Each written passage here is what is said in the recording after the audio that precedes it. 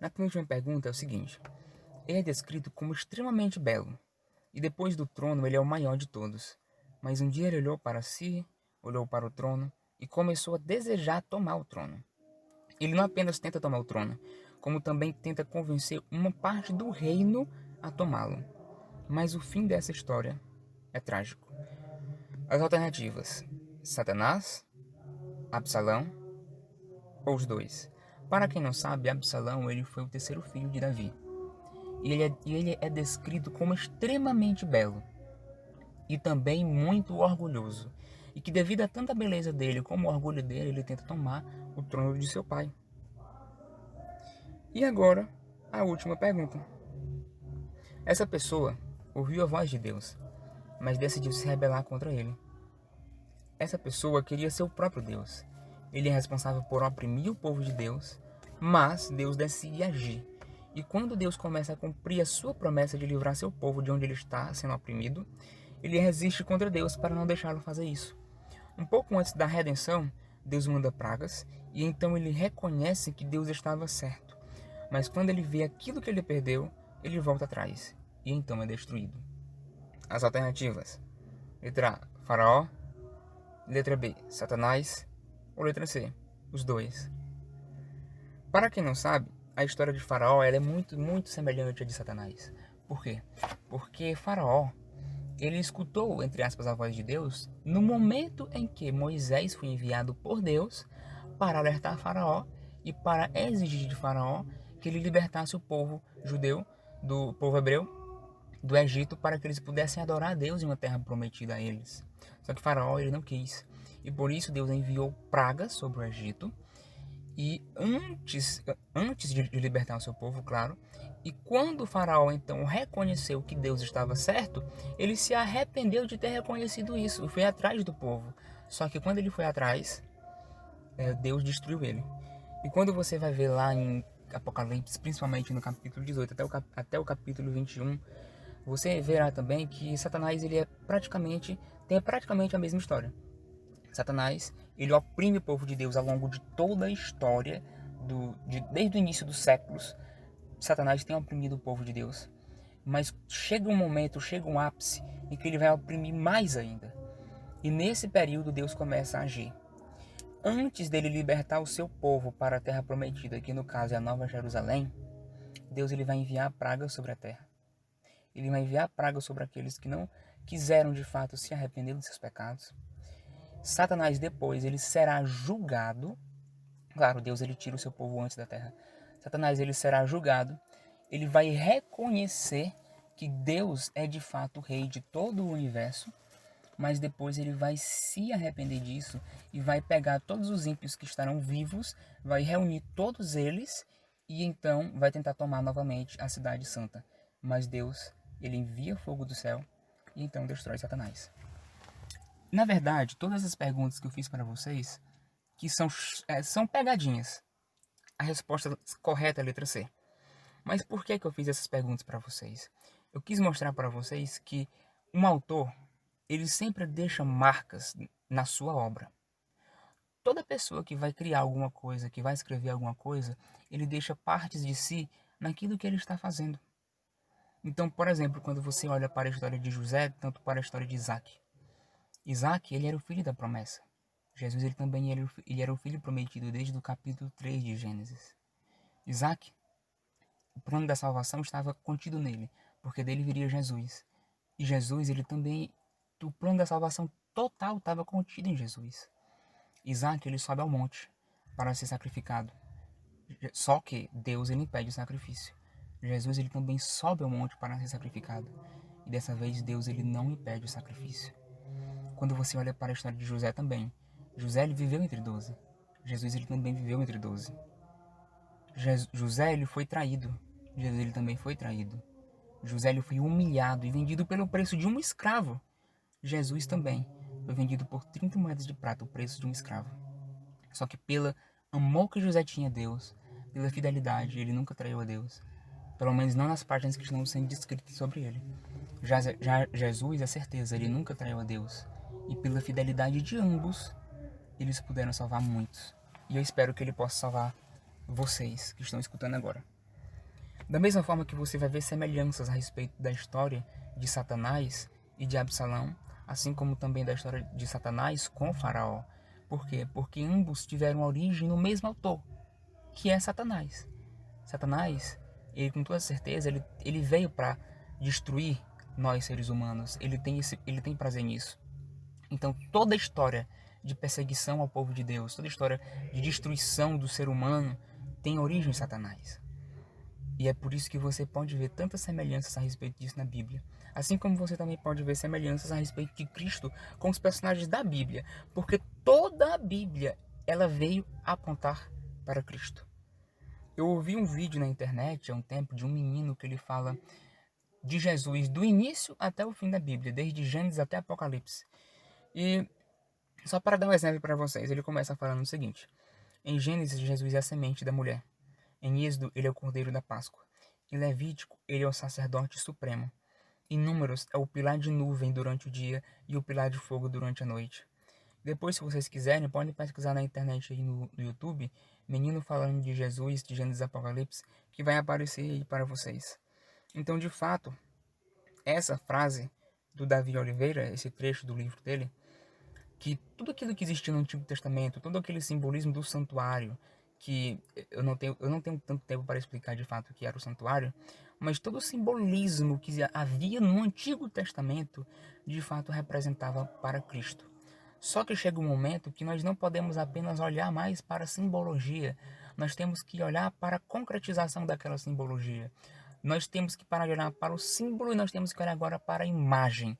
Por quê? Porque a imagem foi revelada. A imagem de Deus foi revelada e foi revelada em Cristo. Mas principalmente hoje eu vim falar a respeito da crucificação de Cristo. E a crucificação de Cristo era diferente de qualquer crucificação que já aconteceu.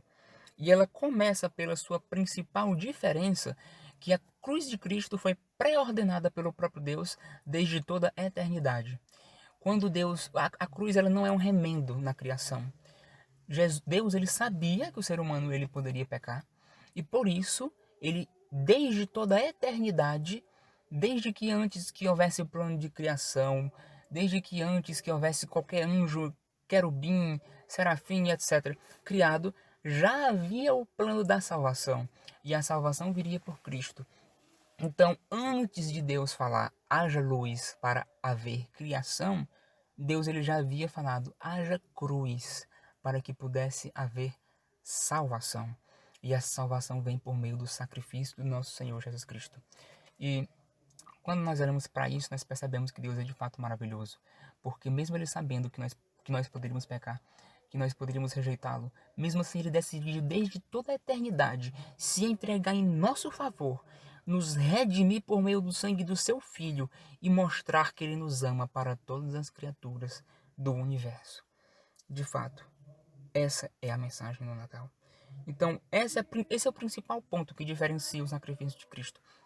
Mas a cruz em que Jesus ele foi pregado, ele passou por um processo histórico totalmente que algumas pessoas desconhecem e que no início ele não era tão cruel como era na época de Roma.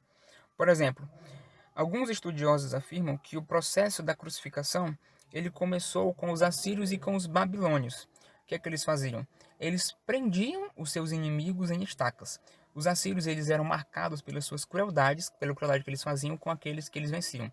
Assim com os babilônios. Um exemplo simples disso é aquilo que o Vlad Drácula ele fazia no século XV com seus inimigos, que era o famoso empalamento. Ele pegava seus inimigos, prendia-os em estacas e empalava essas pessoas. Então, como é que funcionava isso? Ele pegava os seus inimigos, para servir como exemplo para que as pessoas não tentassem invadir o território dele, fincava a estaca neles, e então a estaca saía ou por entre o ombro, ou então pela boca. Os líderes de revoltas, eles eram prendidos em estacas maiores, para que então eles ficassem servindo como exemplo, para que outras pessoas não tentassem se revoltar, ou então tentar invadir mesmo o território deles. E após isso, todo esse conhecimento foi passado para Alexandre o Grande, quando ele tentou fazer o seu processo de dominação do mundo. Foi passado também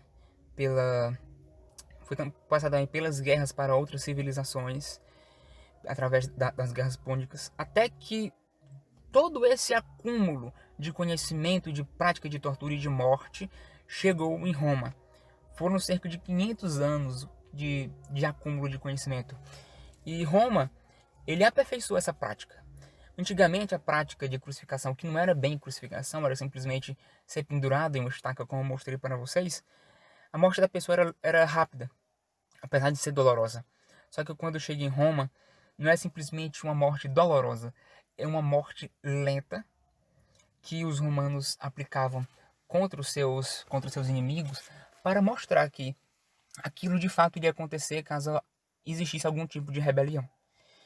E desde do extremo direito até o extremo esquerdo, que era o que Roma dominava, a crucificação era praticada abertamente para todas as pessoas, para que as pessoas pudessem ver e temer de fato Roma, para que eles não quisessem se rebelar contra os romanos. E desde o Antigo Testamento, os judeus eles já tinham ideia do que era de fato uma pessoa ser pendurada no madeiro. Por isso, lá em Deuteronômio 21, 22, versículo 23, Deus fala o seguinte: se um homem culpado de um crime que mereça morte for morto e pendurado no madeiro, não deixem o corpo no madeiro durante a noite. Enterrem naquele mesmo dia, porque qualquer que for pendurado no madeiro está debaixo da maldição de Deus. Não contamine a terra com que o Senhor Deus deu a vocês. E quando Paulo fala lá em Gálatas 3,13, ele tá literalmente trazendo ideia para nós, que somos cristãos, daquilo que de fato significava ser pendurado no madeiro. É por isso que ele diz: Cristo nos redimiu da maldição da lei, quando se tornou maldição em nosso lugar, pois está escrito: maldito todo aquele que for pendurado no madeiro. Então Cristo ele tomou sobre si toda a maldição que a lei continha, que a lei carregava sobre nós, e ele tomou sobre ele exatamente para nos libertar dessa escravidão do pecado, dessa maldição da lei. E diferente do que muitas pessoas pensam, não existia apenas um tipo de cruz na época de Roma. Existiam pelo menos 5 tipos de cruz. Existia a cruz decussata, existia a cruz imissa, existia a cruz comissa, existia a cruz sublimes, existia a cruz humilis. As cruzes mais frequentes que eram utilizados era a cruz sublimes e a cruz humilis. A cruz humilis ela era utilizada, como o próprio nome diz, humilis, para humilhar as pessoas. Por quê? Porque quando a pessoa estava crucificada, ela não poderia se defender. Então as pessoas que ficavam vendo a crucificação poderiam ir lá xingar aquela pessoa, poderia cuspir, enfim, servia também para que os animais carnívoros pudessem depois devorar o corpo daquelas pessoas. E a cruz sublimes era utilizado para os líderes de revoltas. Todos os líderes de revolta, geralmente, eles eram crucificados nessa cruz, para que então as pessoas pudessem ver o suplício deles e não mais tentassem se revoltar contra Roma. Porém, os estudiosos, eles acham, na sua grande maioria, que a cruz em que Jesus foi crucificado seria ou a cruz imissa ou a cruz comissa. E os procedimentos preliminares antes da própria crucificação, ele era feito por meio da tortura, que era o flagelamento. Então, por exemplo, existia esse objeto aqui, que ele é chamado de flagrum. O flagrum, ele era composto por um pedaço de madeira, onde ele tinha várias tiras de couro, e nessas tiras de couro você poderia encontrar pedaços de ossos de carneiro, que são bem irregulares, juntamente com pedaços de chumbo, onde eles faziam o quê? Eles despiam o condenado, e então eles dilaceravam a pele dele. A parte do osso, os ossos, serviam para rasgar a carne, enquanto a bola de chumbo servia, na verdade, para deixar os músculos de forma exposta. Então aquelas pessoas, de fato, elas sofriam bastante. Tanto é que muitas pessoas sequer chegavam a ser crucificadas. Elas morriam exatamente no processo do flagelamento. Por quê? Porque perdiam muito sangue. E a cruz, geralmente, diferente do que muitas pessoas pensam, a cruz ela era composta de pelo menos 5 partes.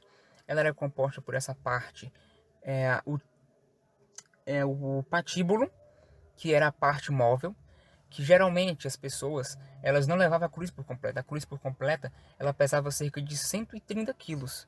Só a parte móvel, que era o patíbulo, pesava 57 quilos. E essa era a parte que os condenados levavam sobre suas costas. Tinha também o simplex, que era a parte fixa, onde o condenado seria crucificado. Tinha o títulos, que é exatamente essa parte onde colocam a inscrição a respeito de Jesus, que Jesus ele era o rei dos judeus. Tinha essa parte do meio, que é a sedícula. Essa parte da sedícula, na verdade, ela foi colocada como uma forma de aumentar mais ainda o sofrimento daquelas pessoas. Por quê?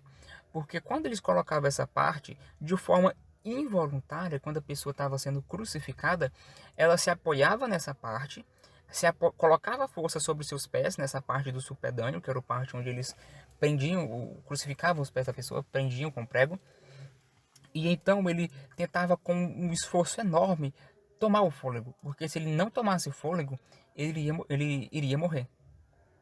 Então, os romanos eles colocavam isso exatamente para aumentar o suplício